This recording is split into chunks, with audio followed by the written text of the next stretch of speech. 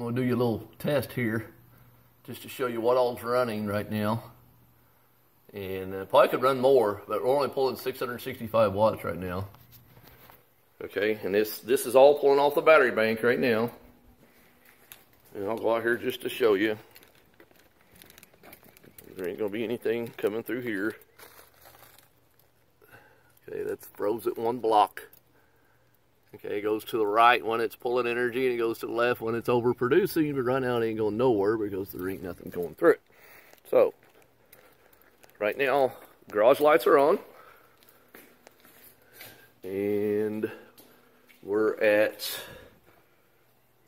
27.44 volts. That's in one pack, so you double that, times 4.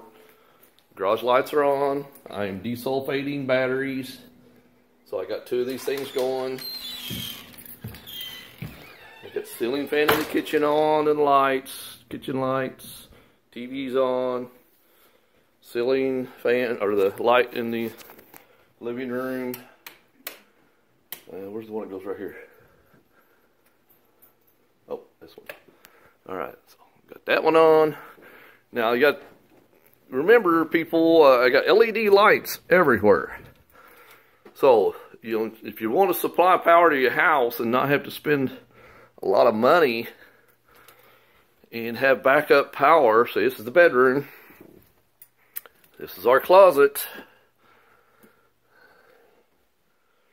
Bathroom. Here, I'll go ahead and turn this one on too. But everything you see is LED, okay? So, and I'm gonna go ahead and turn this fan on, but you know, in an emergency situation, you wouldn't need all this. And of course, all these lights right here, we'd probably like unscrew 2 of them and just keep one. You know, if the grid went down. And so, we do have a ventless fireplace. So if it was cold, we could run that. It's got a small fan, it wouldn't pull much. And so that would be very, very easy to do. All right, and I even turned that vent fan on in the bathroom, so let's go ahead and see what we're pulling now. So you don't have to have too many kilowatts. Okay, we're actually almost up to 900 kilowatts of use, okay? So,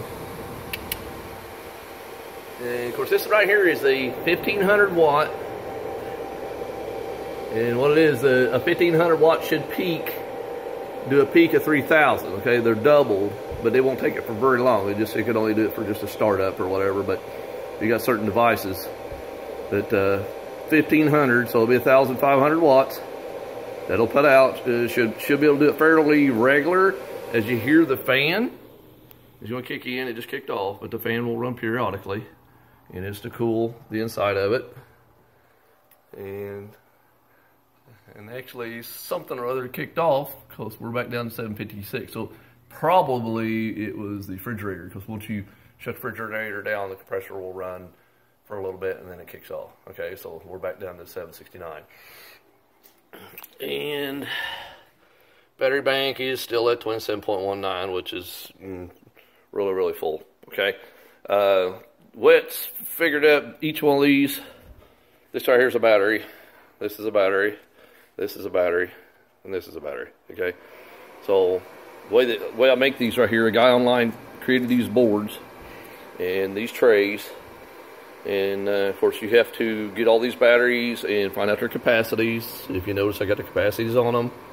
You run them through a program called repacker.com, and that lets you put them in a equal balance. Okay, so I'm going to show you the side over here.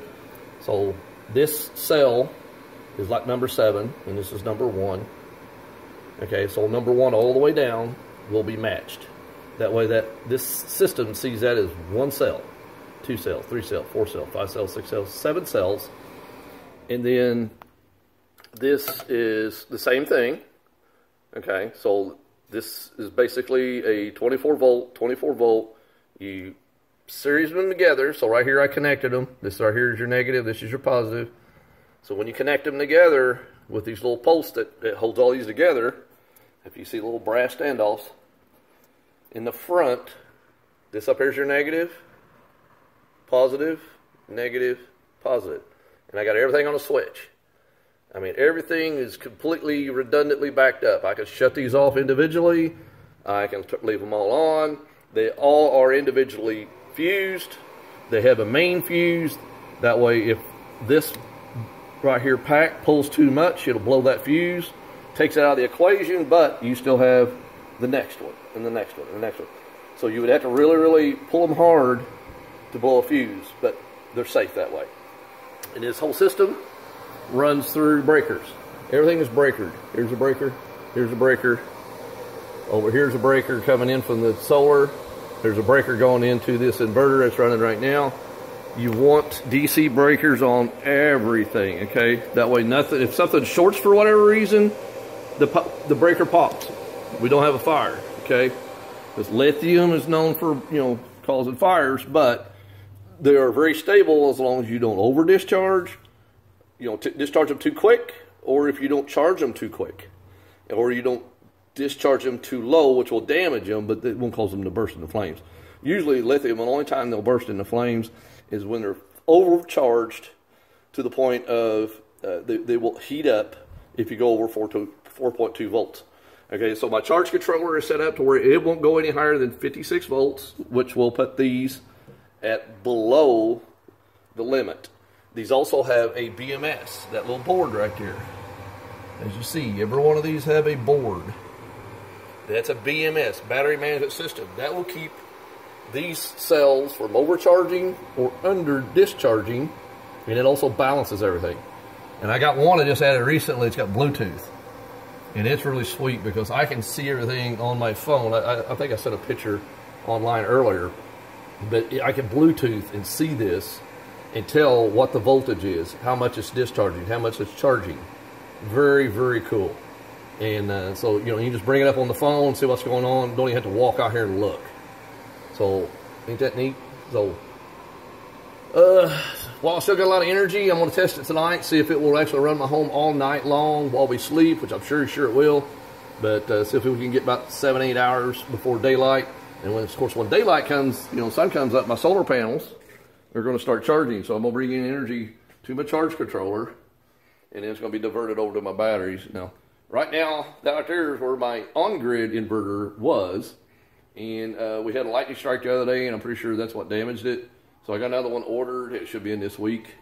And it runs all the time. So it's putting energy into the house and basically running when the power's up. And that inverter will, this right here is when we're totally off grid. But the other one will run when the power's up, and it will supplement from the panels and make my energy usage very low. I mean, my electric bill went from 160 down to like 80 some bucks. So just 4 panels, people, you know, just got just a few $1,000s. You don't have to spend a fortune. You don't have to spend a fortune to back up, because I tell you what, when the power goes out, and there's a very, very big possibility that's going to come here in the near future. You know, a lot of things are going on, crazy things. So I want to be ready. You know, I also have one of those. So gas generator. So you can't have too many backups. You know, people that have medical devices, you know, having just something like this, that would need to run for a few hours, because if their devices don't have power because the grid went down, for somebody hit a telephone pole, lightning struck something, took out a power station or whatnot, then they would still be able to have power to run those things. And, you know, just a few lights don't pull a lot of energy like you see. You know, I'm running my whole house, except for 220 devices, on 700 to 800 watts. LEDs. LEDs is the way to go. All right. Talk to you later.